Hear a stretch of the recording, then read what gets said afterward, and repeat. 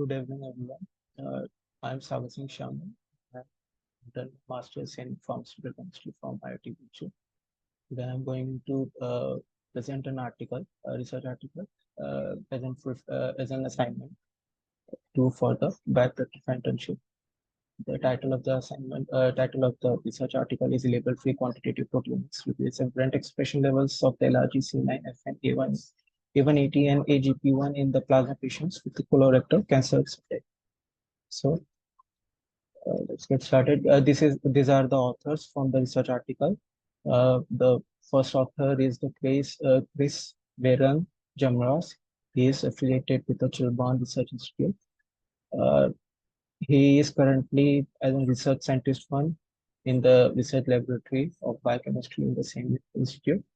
His research interest lies in microbiology and the cancer research. The corresponding author is Dr. Vorat Champal Panchai. He's affiliated with the same institute, and he is the research scientist too in the same laboratory. He did his PhD from the Alabama at Birmingham, USA. The research area of Dr. Vorat is identification of cancer biomarkers and immunotherapy, proteomics, and metabolic studies. So, introduction. The present article is involved. The disease involved in this present article is colorectal cancer, which is a leading cause of cancer, leading cause of mortality around the globe.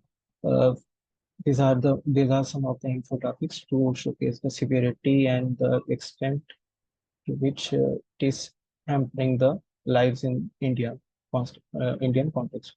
So, about 10% of the deaths related cancer-related deaths are due to the CRC type of cancer, and the survival rate of the patients are about 40 to 50% post 5 years of their from their diagnosis, and the 50% of the diagnosis that occur are the more than 50% of the diagnosis which occur are the patients are already in the advanced stages of the disease, such that the tumor has metastasized and gone into several other neighboring tissues and uh, proliferated and became aggressive. So this advanced stages of cancer is harder to treat, and the therapeutic outcomes are very low. The gender wise stats says that about 5.36 per 1 million males suffer from this CRC subtype, and female about 4.3 per 1 million females, 1 lakh females have this rate of incidence. The state the region which has the highest prevalence of the colorectal cancer is northeastern regions. So the current objective of this research was to study and quantify distinct plasma protein profiles in the CRC patients, and focus on the specific proteins that could potentially serve as biomarkers for early stage detection of this cancer subtype. So the methods that they have used in this study are shown over here. You can see in the left that is the workflow. So what they have done is they have collected samples from three groups. One is non-metastatic CRC patients, one is metastatic, other one is the healthy controls. Okay. So what they have done, they have collected the samples and they have prepared them appropriately for their proteome analysis. So what they have done, for the protein analysis, they have first separated the proteins, fraction of the proteins using Mars 40 immunoaffinity chromatography. This methods helps to separate the low and high abundant proteins in the plasma samples. after which the separated proteins are quantified using mass spectrometry, uh, which is employed in the study. Quantitative proteomics was used for the identification quantification. So we get the for which protein, how much it is, what is the expression level of this protein. We get the data. Afterwards, uh, they have done the functional analysis of the proteins, and they identified the differential expressed genes in the whole data set, and the differential expressed genes are identified by the 1.5-fold changes in their expression. And to assess the robustness of the biomarkers, they have uh, validated their findings with an independent immunoblotting in immunoblotting, independent cohorts in immunoblotting. And they also check the diagnosis performance of uh, the identified biomarkers. So could be helpful to uh, which could explain the uh, uh, diagnostic ability of the set of proteins for the CRC cancer. So these are the results of the study. So for they have used about 120 plasma samples, and each group has equal number of patients, such that biasness is not introduced during the sample collection. Each class has equal distribution, which is good. And all the groups have 40 patients, 40 healthy controls, 40 patients non-metastatic colorectal cancer subtype, and 40 with non-metastatic colorectal cancer.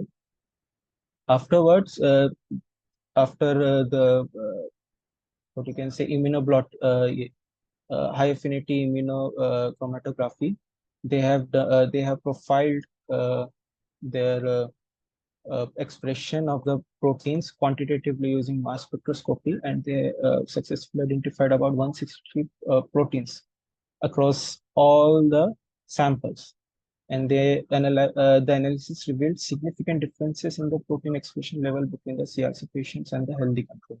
You can see in the graphs in the lower right hand, those are the uh, volcano plots describing the expression of uh, fold change in the expression of the uh, proteins.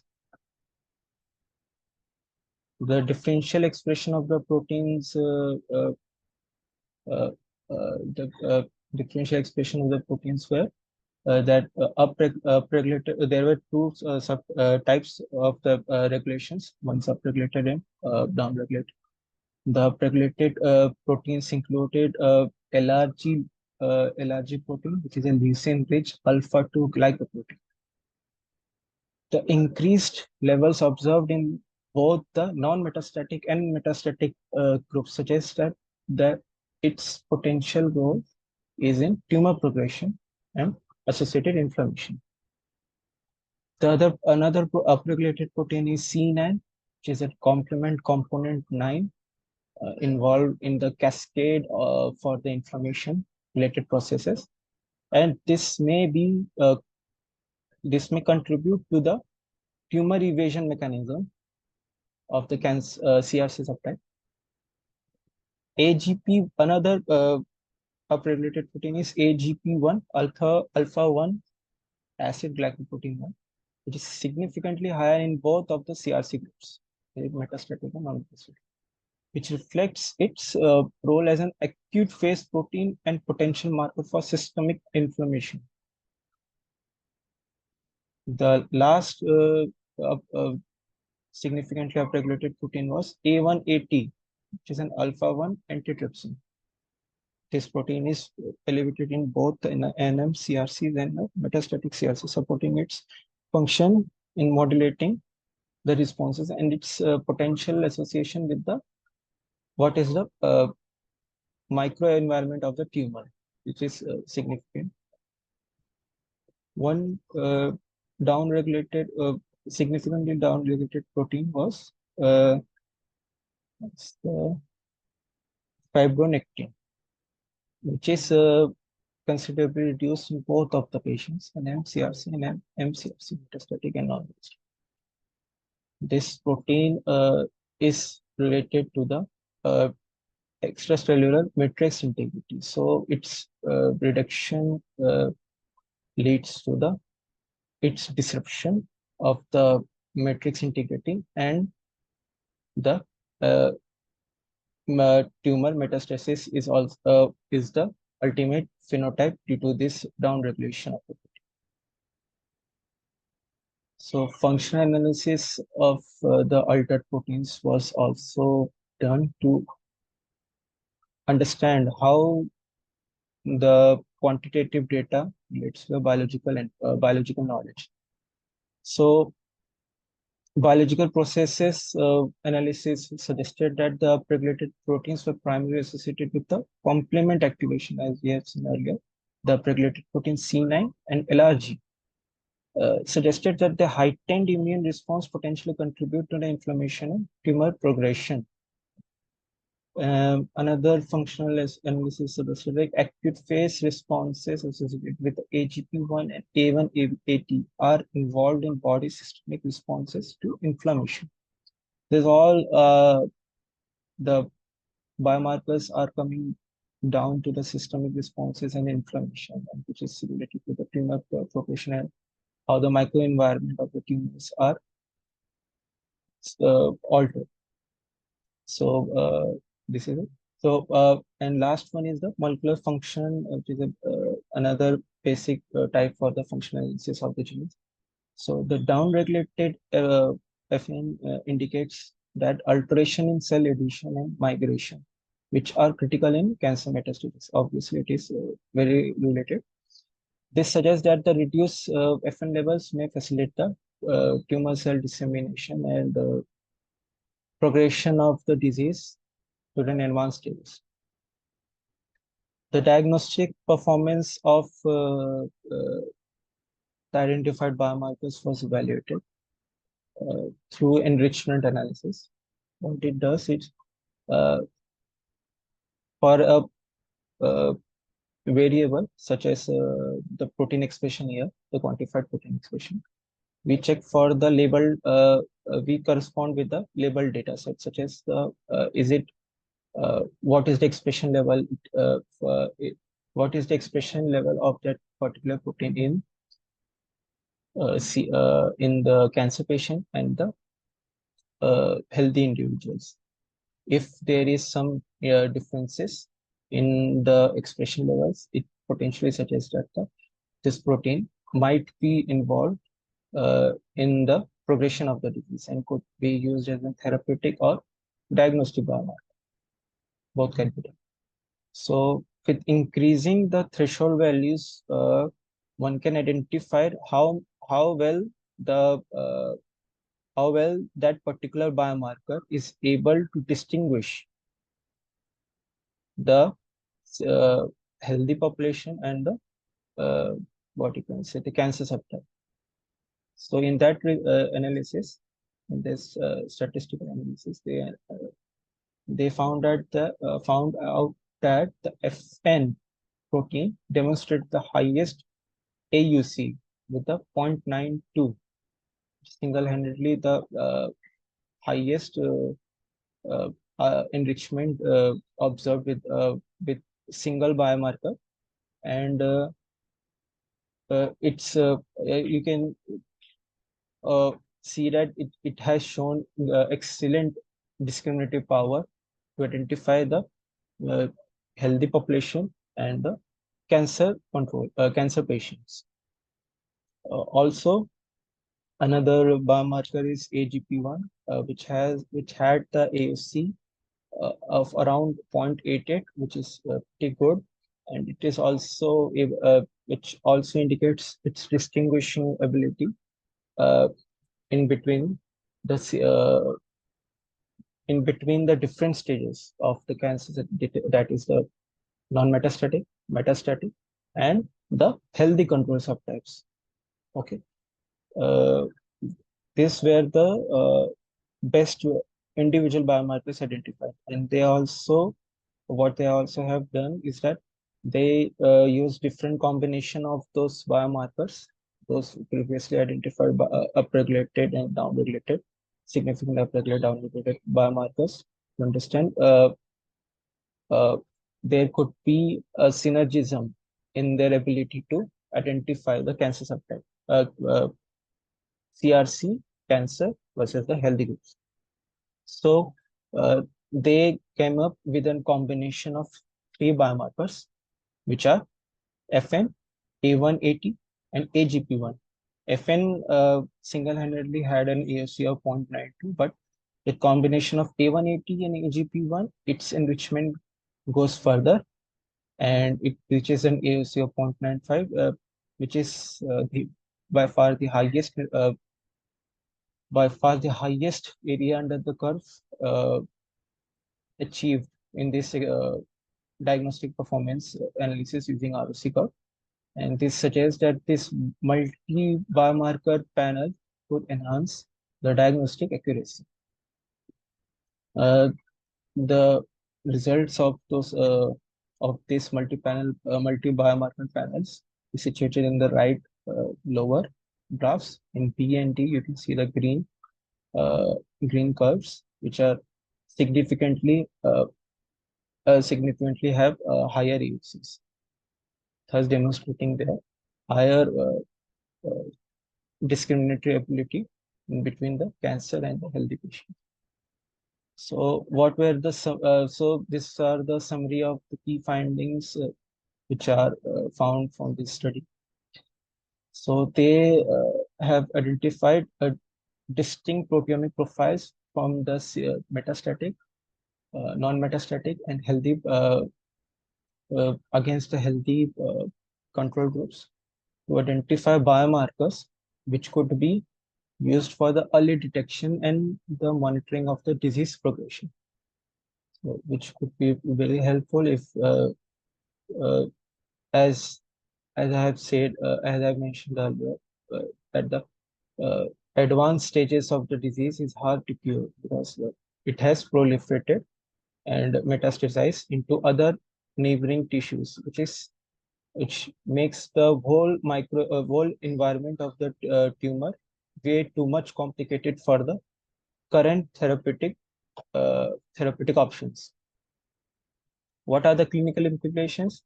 Uh, Also, the finding underscores the importance of further validation in large groups. This study only used about 120 patients and an independent cohort, but for its robustness and its reliability, it should uh, conduct a validation in larger cohorts for proper management of this CRC cancer, a CRC type of cancer. Also, this detailed results section provides a comprehensive overview of the findings from the study and emphasizes the significance of the identified proteins and the potential clinical application in the colorectal cancer. So, every research is not perfect, and it has have some gaps and drawbacks or limitations, which is not at the time Manish, time of the research. So what are the drawbacks? The scope of the study was a bit limited. They have only analyzed the plasma samples of the CRC patients and the healthy controls. So they haven't used any other cancer types of the disease or any other disease to cross-check whether their results are properly good.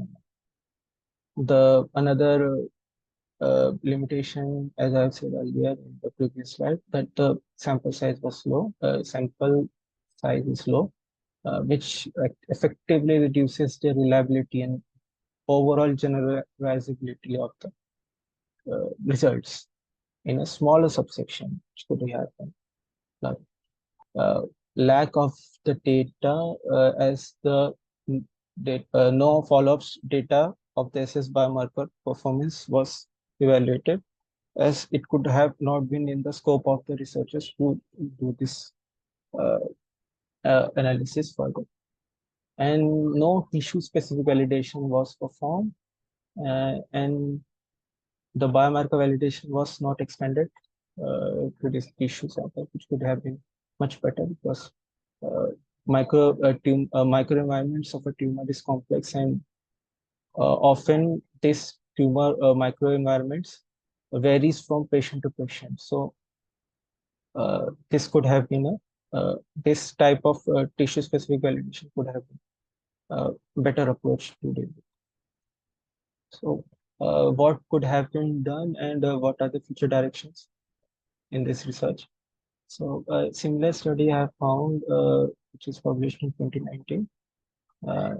It is an glycoproteomic analysis revealing aberrant expression of component C9 fibronectin in plasma of patients with colorectal cancer. It is a similar study, and uh, they have addressed some of the limitations that I have said earlier for the research article that I have been shown.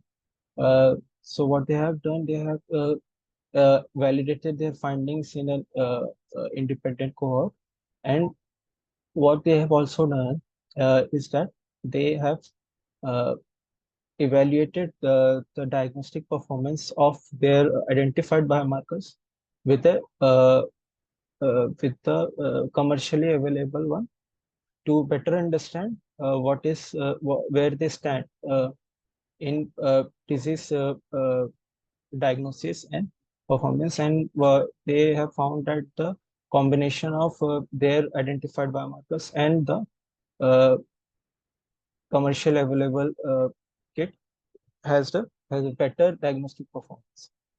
So what are the future research directions? It is that the larger sample sizes and longitudinal studies could ex could increase the predictive ability of this study and overall generalizability of this study of this biomarkers in context to this diagnosis scenario.